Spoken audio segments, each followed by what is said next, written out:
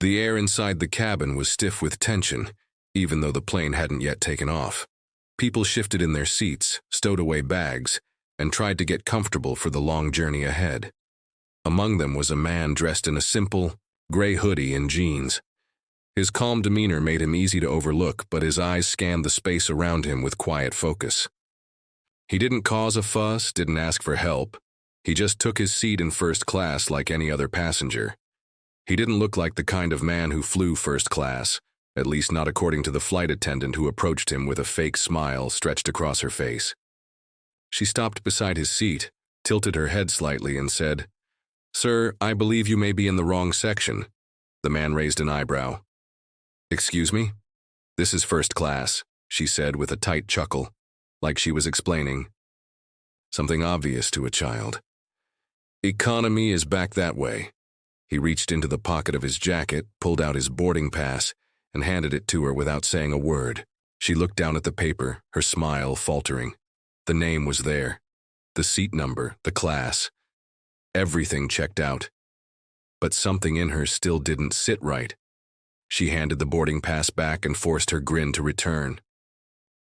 "My apologies," she said. But the tone didn't match the words. It was flat, cold, like someone being forced to say sorry when they didn't mean it. The man didn't respond. He simply tucked his pass away and looked out the window. She turned and walked off, but not before muttering under her breath. Probably. Someone else bought the ticket for him. He heard it. So did the elderly woman sitting across the aisle. Her eyes narrowed.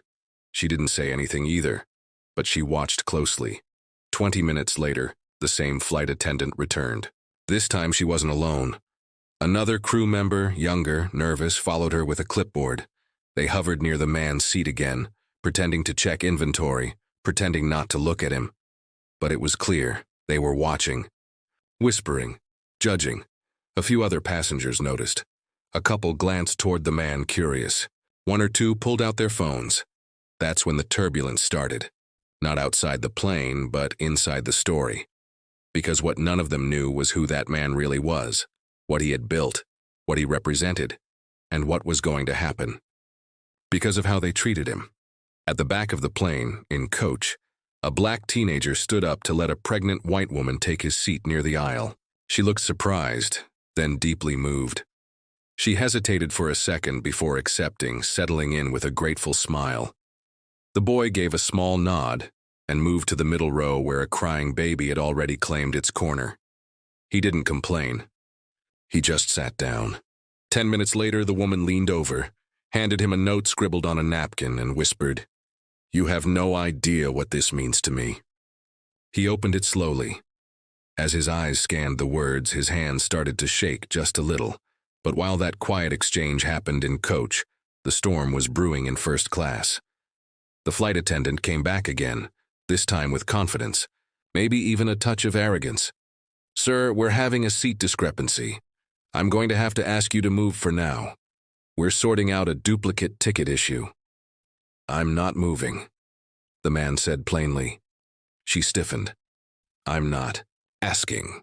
He turned and looked at her, not with anger, but with a sharpness that silenced even the younger flight attendant standing behind her. He reached into his inner pocket again, but this time it wasn't a boarding pass. It was something else. Something that would change everything. The woman from across the aisle watched, her hand tightening on her purse. The teenage boy in coach was still holding the napkin, his eyes wide, lips parted. And up in the front, the captain had just received a message from the ground crew, one that would soon send a ripple through the entire flight crew. But the attendants didn't know. They didn't know who they were speaking to. They didn't know what doors they had just opened, or what consequences were now flying straight toward them like a storm at 30,000 feet. The man said just 6 words, quiet but firm.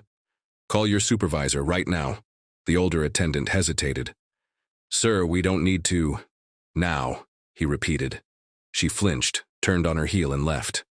The younger one stayed behind. For a second, unsure of what to do, then followed. Whispers grew louder among the other passengers. Some began to record. Meanwhile, in the back, the pregnant woman who had taken the boy's seat stood up suddenly. She seemed panicked. She was looking for someone, not a flight attendant, not a doctor. Her eyes scanned the crowd until they landed on the teen who had given her his seat. "You need to read that note," she said. Now, he opened it again, this time really taking it in. Line by line, his face went pale. Back in first class, the cabin door opened. A man in uniform stepped in. Not another flight attendant, not a pilot. Someone higher up. He looked around, locked eyes with the man in the gray hoodie, and immediately straightened his posture. "Sir," he said respectfully, "I'm so sorry for the inconvenience. We weren't informed of your arrival ahead of time." The flight attendants turned to each other, confused. "That's him?" one whispered. He handed the man in uniform a card.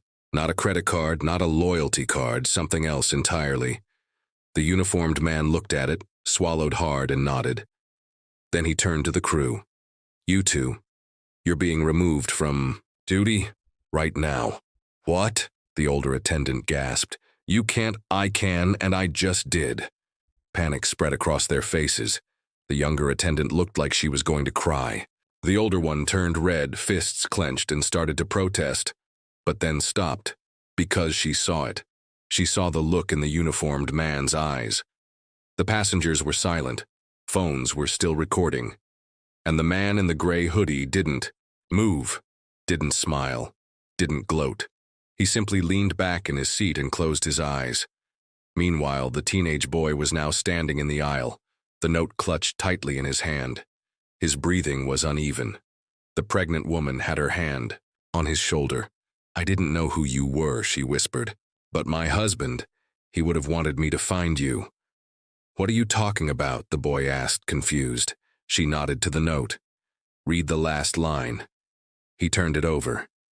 There, written in different handwriting, were just a few "NB," but those words would turn his world upside down. And at 30,000 feet above the clouds, two very different lives were changing forever. One in first class, one in coach, both tied together by judgment, kindness, and a truth that no one saw coming. The flight hadn't even taken off yet. But the real journey? It had already begun. Would you like me to continue with the next part of the story? The engines began to hum, gently beneath the aircraft, signaling that departure was close. But inside the cabin, the atmosphere was anything but calm. The two flight attendants, now seated near the exit door after being removed from duty, stared forward in stunned silence. One gripped the edge of her seat, lips pressed tight, her mind racing through the moment it all began. When she made the assumption. When she looked at the man not as a paying customer but as someone who didn't belong. That man, still seated in first class, hadn't moved. He remained composed, eyes closed, as if he were just another traveler waiting for takeoff. But anyone who had been paying attention now understood. He wasn't just another traveler. He had the kind of presence that didn't need to shout. Power, when real, doesn't need to announce itself. It sits quiet and patient, waiting to be tested. In the rear of the plane, the teen who had offered his seat was holding the note like it was burning a hole in his palm. His name was Jalen. Just 17. Soft-spoken, respectful. Raised by a single mom who always told him to look people in the eye when he spoke, to open doors for others and to never let anger get the best of him. But now his heart thumped hard in his chest, and not just from what was happening up front. The napkin in his hand, written in 2 sets of handwriting, had revealed something strange, something personal, something he didn't understand yet. The first part was clearly written by the pregnant woman. Her message was kind, thankful. She'd said his gesture reminded her of someone she once knew, someone who always put others first, even when he had little to give. But the second part, the one on the back, was written in a man's handwriting. The ink had slightly faded, like it had been written a while ago and kept safe until now. Jalen reread the line over and over again. "If this reaches you, son, it means the truth has finally found its way home." He looked up at the woman, confusion painted all over his face. "Who wrote this?" She didn't answer at first. Her eyes filled with tears. She reached into her bag and pulled out a folded photo. It was old, creased, clearly handled many times. She handed it to him. The man in the picture looked like an older version of Jalen. The same eyes, the same dimpled smile. He wore a military uniform and had his arm around a younger woman. This woman, just without the pregnancy and the stress in her eyes. Jalen's breath caught in his throat. "Who is he?" he asked, almost afraid of the answer. She took a deep breath. "My husband, and your father." Everything around Jalen seemed to blur, as if the plane had dropped suddenly in the sky, even though they were still on the runway. He clutched the photo tighter, scanning every inch of the man's face. He had always asked about his dad, but his mom never gave much detail. Just said it was complicated. Said she'd explain when he was older. And now, here he was, on a random flight, with a woman who claimed to be connected to a man Jalen never met, a man who called him son in writing. "I don't understand," Jalen said, voice cracking. "You weren't supposed to be on this flight," she said softly.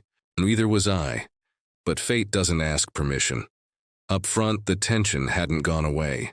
The captain had come out from the cockpit briefly to speak to the uniformed man who had ordered the removal of the flight attendants.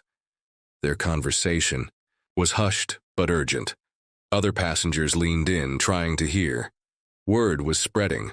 Whispers filled the cabin like smoke. Who was the man in the gray hoodie? Was he a secret executive? A government official? Some thought he was with the airline. Others guessed he owned it. They were all wrong. The truth, however, was even more surprising. The man's name was Langston Hayes, but you wouldn't find many photos of him online. He didn't like press, didn't like cameras. He had built one of the fastest-growing tech companies in the country, then quietly moved into aviation investments. He had stakes in 4 major airline groups and sat on 3 boards. What people didn't know was that he had just become a majority shareholder in the very airline whose plane he was sitting on right now, and he had boarded this flight in secret under a random name to observe how customers were treated. No one in the crew was notified. That was the whole point. It was a test, and they failed. Back near the exit row, one of the removed attendants finally whispered, "We didn't know who he was." The other replied, "Doesn't matter. We treated him like he didn't matter." That's worse. The sound of wheels retracting filled the cabin. The plane was airborne now, but no one relaxed. The seatbelt signs chimed. Flight attendants who were still on duty moved carefully, avoiding conversation. Every move felt rehearsed, guarded. No one wanted to make another mistake. Langston opened his eyes and sat up straight. He looked across the aisle at the elderly woman who had been watching since the beginning. She nodded once. He nodded back. The woman knew. She had known from the moment she saw him, not because of his clothes or posture, but because she had once worked for a family like his. Years ago, she saw in him what most missed, the quiet command of someone used to being in charge but tired of having to prove it. In coach, Jalen was still holding the picture, still trying to make sense of the moment. The pregnant woman, Amanda, leaned in closer. "Your father. He left that note for you years ago. He wasn't sure if he'd ever get to meet you, but he made me promise that if I ever crossed paths with someone who looked like him, who did something kind for someone else, I should be brave enough to ask." Jalen stared at her. "But why didn't he ever come find me?" Her eyes dropped. "He tried, but your mother didn't want that life for you." She was afraid of how complicated it would get. He respected her wishes even though it broke him. Jalen didn't know what to say. The paper in his hand shook again. And from the front of the plane, Langston's eyes, those same deep eyes, glanced back. He had heard part of the exchange, saw the photo, felt something twist inside him, and then something unexpected happened. The captain returned to his seat, but before closing the cockpit door, he glanced at Langston and gave a subtle nod, like they shared a secret, because they did. Langston had once saved this airline from collapse with a massive investment during the pandemic. And now, with just one incident, he was about to change the way things worked, not just on this plane, but across the company. What happened today would be reviewed, reported, and followed by action. Not just because of what was said to him, but because he knew there were countless others treated the same way without a camera watching, without a title to protect them. He wasn't just flying to get somewhere. He was flying to find the truth, and the flight had only just begun. The plane moved steadily through the clouds, but the silence inside it felt like the weight of a storm. It wasn't the usual quiet of passengers settling into a routine. It was tense, uncertain. People whispered across rows, peeking over seats to glimpse the man in first class who had just gotten 2 flight attendants pulled from duty. Some watched, him with curiosity, others with cautious respect. A few still wondered what exactly he had done to carry that much authority, but no one dared ask. Langston stayed quiet. He wasn't interested in attention. He was watching, listening. Every so often, his gaze shifted toward the back, toward the boy who had caught his attention before the plane even left the ground. That small act, giving up a seat without being asked, without expecting thanks, had triggered something in Langston. Not just because it was rare, but because it reminded him of himself as a boy. Before the suits, before the boardrooms, before money changed how people looked at him. Langston didn't miss the way the teenager was holding a photo now, or how the pregnant woman beside him looked shaken and emotional. Something was happening back there too. Something private. Something that wasn't about airline seats or business or power, but something deeper, and maybe, just maybe, connected. To him more than he realized. Jalen still hadn't said much. The picture was pressed between his hands, the napkin folded carefully in his pocket. His mind spun with questions. Could this woman really be tied to the father he'd never known? Was the message on that napkin really meant for him? The more he thought about it, the more his chest tightened. The man in the photo wasn't just familiar, he felt like family. That sharp jawline, the tilt of the head, even the half-smile. All of it was like looking in a mirror a few decades into the future. Amanda hadn't said much since her confession. She seemed nervous now, like she was wondering if she'd made a mistake. Her fingers played with the edge of her seatbelt. She kept glancing toward the front of the plane, almost like she wanted to speak to someone but wasn't sure if she should. Meanwhile, the crew still working the flight were moving slower than usual. One of the senior attendants, a tall man named Derek, had seen what happened with his colleagues earlier. He was trying to stay calm, keep the passengers comfortable, but he knew this flight had already gone off script.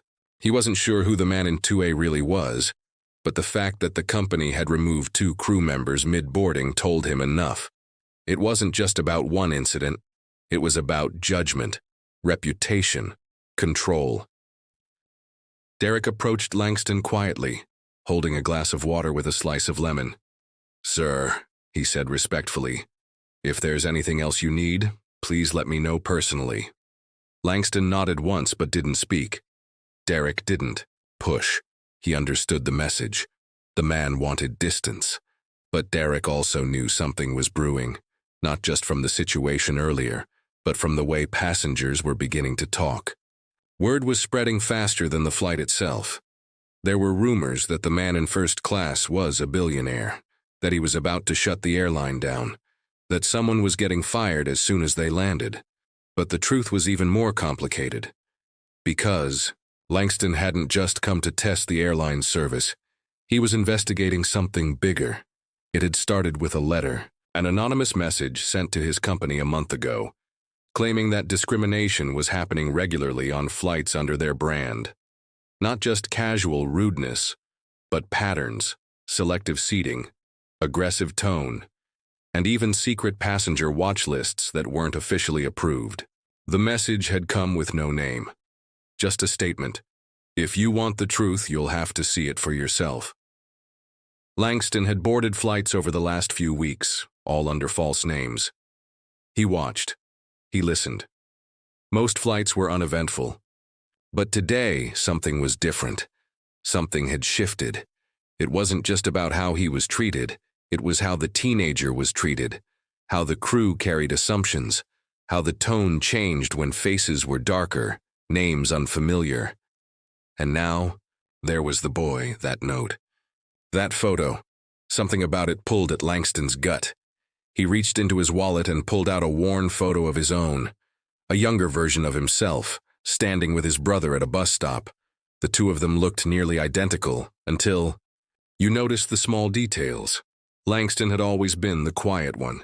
His brother Lionel had a bigger laugh, bigger energy. But they shared a fire. Lionel had joined the Navy. Langston had gone into tech. They hadn't seen each other in years. They had fought over something big, something that never got fully resolved.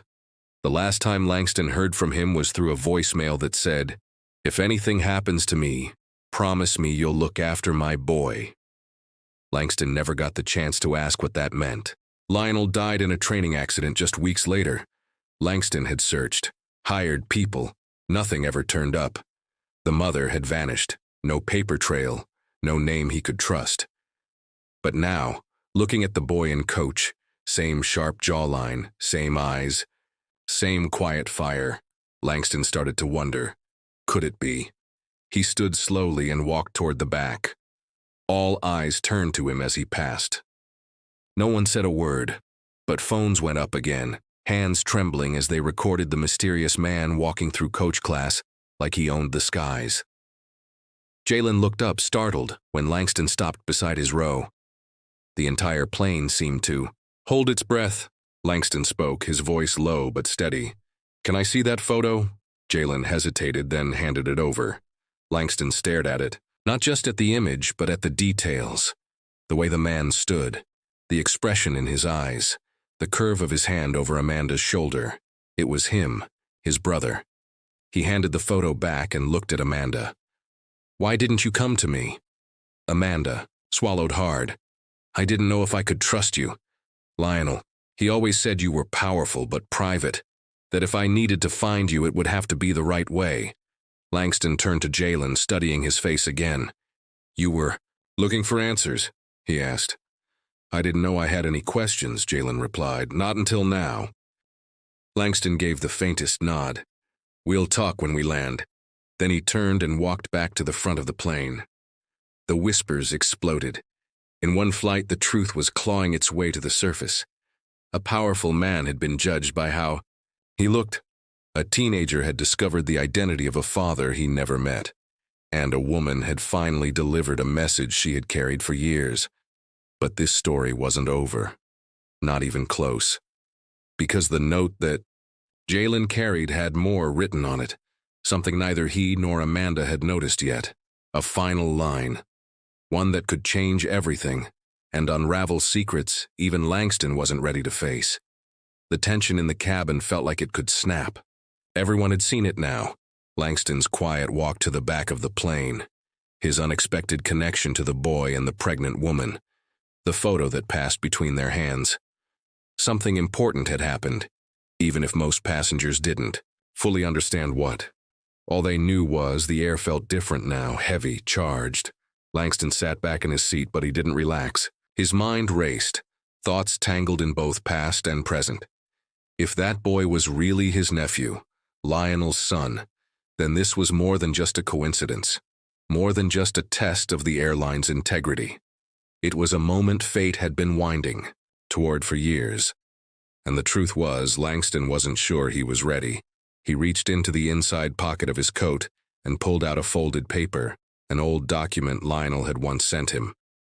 It was a letter, unfinished, barely readable in places. But the words that were clear had haunted him ever since he received it. "If anything happens, it wasn't an accident. I've seen things. People hiding the truth, twisting it to fit the image they want. If I disappear, don't stop asking questions." At the time, Langston thought it was just paranoia, military stress. But now, sitting here, everything felt different. Amanda hadn't just hidden her connection to Lionel. She'd also carried something else, a secret. And Jalen, who didn't even know his own father's name until today, was suddenly at the center of something he hadn't asked for. And the note, the one folded in Jalen's pocket. He still hadn't read the last line. Jalen sat still, his hands shaking slightly as he unfolded the napkin again. The ink had faded slightly, but it was all still there. The handwriting was rushed, almost desperate. The first part he already knew by heart. You remind me of someone. You did a kind thing today, and the world doesn't always see kindness when it comes from someone like you. But I saw it, and you should know, your father would have been proud of you. But below that, in smaller print, barely noticeable at first glance, were 3 words. Trust no one. Jalen blinked. That didn't sound like the voice of someone writing a thank you note. It sounded like a warning. His stomach dropped. He turned to Amanda, confused. What is this? He asked quietly, holding up the napkin. Amanda looked at it, then away. I didn't write that part, she said slowly. I didn't even know it was there. Jalen felt a chill. Then who did? She didn't answer. From across the aisle, a man in a business suit shifted uncomfortably. He had been pretending to sleep, but he'd been listening to every word. Jalen noticed the way his eyes followed Amanda's every move, the way he touched his ear every few minutes, like checking for something. And then Jalen saw it. A small earpiece tucked just inside the man's ear. It clicked. He nudged Amanda gently. Do you know him? Amanda's lips tightened. He wasn't on the flight list when I checked in. Jalen's pulse raced. Why were you checking the list? Amanda hesitated, then whispered, because I was told to watch for someone. Someone high up. Someone the airline didn't want boarding unnoticed. That was all Jalen needed to hear. He didn't fully understand what Amanda was caught in, or why she'd waited so long to tell him everything. But it was clear now that this flight had been more than a coincidence, more than a reunion. Someone else was watching. Someone else didn't want the truth to get out. Meanwhile, Langston's phone buzzed quietly on his tray table. A message from his assistant flashed across the screen. The man in 14C is not a passenger. He's not in our system. Not on the manifest. We're checking cameras now. Langston looked back. Row 14, the man with the earpiece. Langston didn't move. He didn't want to spook anyone. But his mind went cold. If someone had boarded without being logged in, that meant systems were being bypassed, security breached. This wasn't just internal discrimination, it was something bigger, something hidden deep in the cracks of the system he thought he controlled. He leaned slightly toward Derek, the flight attendant who had been respectful from the start. Quietly, Langston said under his breath, I need you to alert the pilot. Do not engage with the man in 14C. Just make sure we land safely, no delays. Derek gave the slightest nod, his face tight. Back in row 22, Jalen was trying to stay calm, but every instinct in him screamed that something was wrong. That they were being watched, tracked even. He checked the photo again, this time for something he hadn't noticed before. A number. In the bottom corner, faint, almost like a code. LK2304, he showed it to Amanda. What does this mean? She shook her head. I don't know. I never saw that before. Did my dad send it to you? No, it came with your birthday gift last year. I thought it was from someone else. Jalen stared at the number again. His brain ran through possibilities. Coordinates? A case file? A flight number? He didn't know yet. But whatever it meant, his father wanted it seen. And Langston, his uncle, had already started pulling on threads that were unraveling faster than anyone could control. The seatbelt sign dinged on again. The captain's voice came over the speaker, calm but clipped. Ladies and gentlemen, we're beginning our initial descent. Please make sure your seats are upright and tray tables are secured. But no one cared about landing anymore. Not the woman shaking in row 23. Not the businessman with the earpiece. Not the crew. And certainly not Langston, who now realized that someone had planted that man on his flight, and someone else was using Jalen as bait. It wasn't just about race, or class, or even family anymore. It was about truth, about secrets buried in company files and personal lives, about systems built to protect power, even if it meant silencing the people who challenged it. Langston leaned back, staring at the clouds. Through the small oval window, Amanda hesitated, then whispered, because I was told to watch for someone high up. Someone the airline didn't want boarding unnoticed. That was all Jalen needed to hear.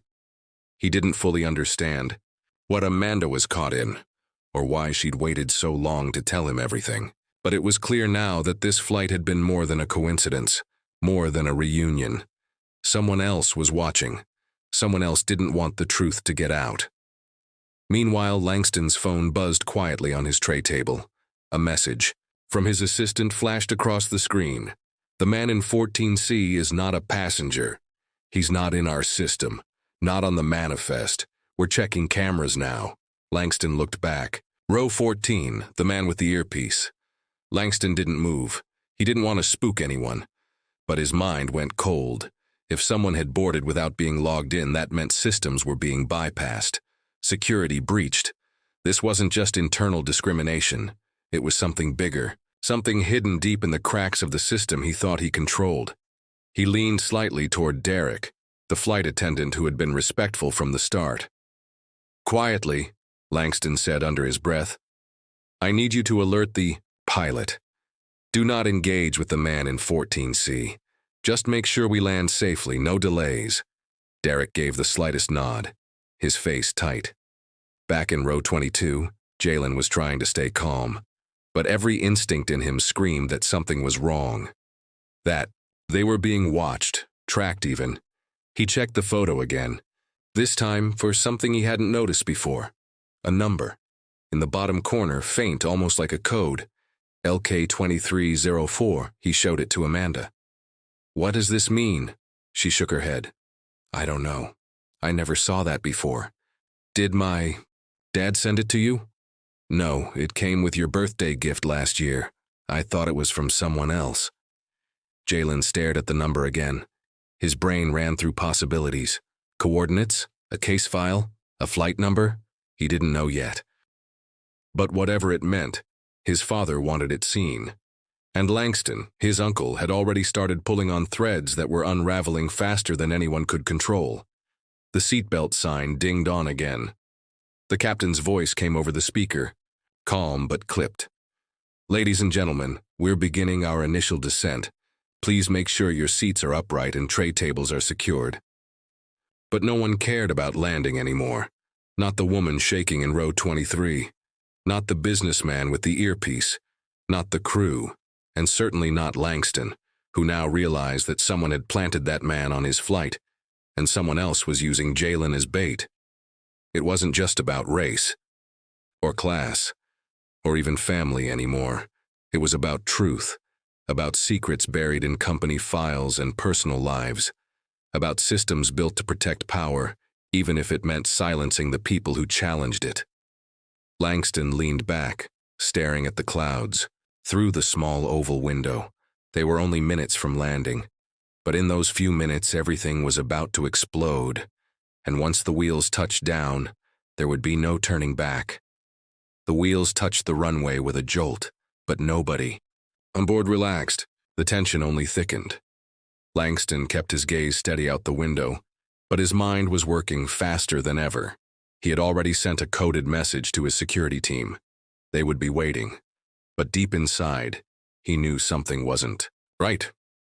The man in 14C hadn't moved once during descent. His posture stayed calm, collected, like a professional who had done this 100 times before.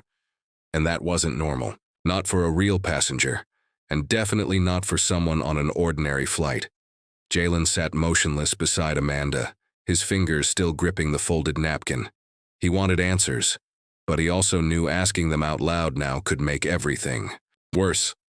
His heart pounded as he noticed the man across the aisle finally adjusting in his seat. Just a slight movement, but enough to flash a glimpse of something metallic beneath his jacket. It wasn't a phone, and it wasn't a pen. Amanda whispered under her breath, "Don't look at him again. Just breathe." Outside, the plane taxied slowly toward the gate. Everything seemed quiet, routine. But inside the cabin, a storm was building. Langston stood, reaching for the overhead bin with forced calm. He didn't speak to the man in 14C, didn't acknowledge him at all. But when he turned slightly to face the aisle, his eyes locked briefly with Jalen's. Just for a second.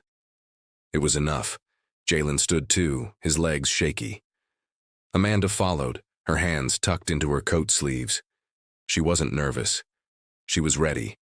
Then came the announcement. Cheerful, professional, the kind that makes you think everything is fine. Ladies and gentlemen, welcome to Washington, D.C. For your safety, please remain seated until the captain turns off the fasten seatbelt sign. But then the door didn't open. 5 minutes passed, then 10. A murmur began to spread through the cabin. People looked around. Something was wrong. A few passengers rang their call buttons. No answer. Then came the second announcement. This time from the lead flight attendant. Her voice trembled just slightly. Folks, we ask for your continued patience. We're experiencing a slight delay in opening the cabin door. We'll update you shortly. Langston's face went cold. That wasn't a delay. That was a stall. A hold. Someone was waiting outside. Or worse, someone was inside already, controlling access. And then it happened. The man in 14C stood. He moved slowly, deliberately, and he wasn't alone. 2 more men, who nobody had noticed before, stood near the front of the plane. They weren't dressed in uniforms. They didn't look like air marshals, but their body language said everything. They weren't passengers. They were operatives. Jalen froze. Uncle. Langston raised one hand slightly. Don't panic. Amanda's eyes darted from man to man. I've seen one of them before. Months ago. At LangCorp's security office. They weren't listed in the employee system. The lead man stepped into the aisle and spoke loudly, voice cool and even. Ladies and gentlemen, for your safety, we need to perform a quick routine security sweep before deplaning. Please remain seated. Nobody moved. Everyone could tell this wasn't normal. Langston's security instincts kicked in. He discreetly hit a silent alarm on his phone, one only a handful of executives even knew existed. It connected directly to the federal liaison tied to aviation emergencies. The man took a step closer. This won't take long. You'll be free to go shortly. But Langston had heard that line before. In negotiations meant to silence whistleblowers. In closed door, meetings where evidence was buried before it reached daylight. He wasn't buying it now. The man's eyes landed on Jalen. You, sir, with the red hoodie. I'll need you to come with us. Jalen's voice cracked. Why? No cause for concern. Just some questions. Amanda instinctively stepped in front of Jalen. He's a minor. You're not authorized. The man cut her off. Ma'am, don't make this difficult. Langston had seen enough. His voice came firm, unwavering. He's coming with me. And if you lay a hand on either of you, then I promise you'll regret it. The man blinked. His mask of calm cracked ever so slightly.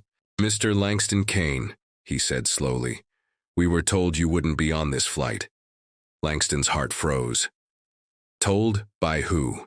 It was a trap, and now it was clear. He wasn't the one watching them. They had been watching him. That's when the real twist hit. From the jet bridge outside the cabin, loud pounding echoed against the aircraft door. Then a muffled voice came through, sharp and unmistakable. FBI, open the door. Gasps broke out from passengers. One woman cried out. The tension exploded in a second. The man in 14C panicked. He reached inside his coat, too fast, and Langston shouted, Down! Derek, the loyal flight attendant, ducked and slammed, his hand on the manual override panel. A siren sounded quietly from the front, internal only.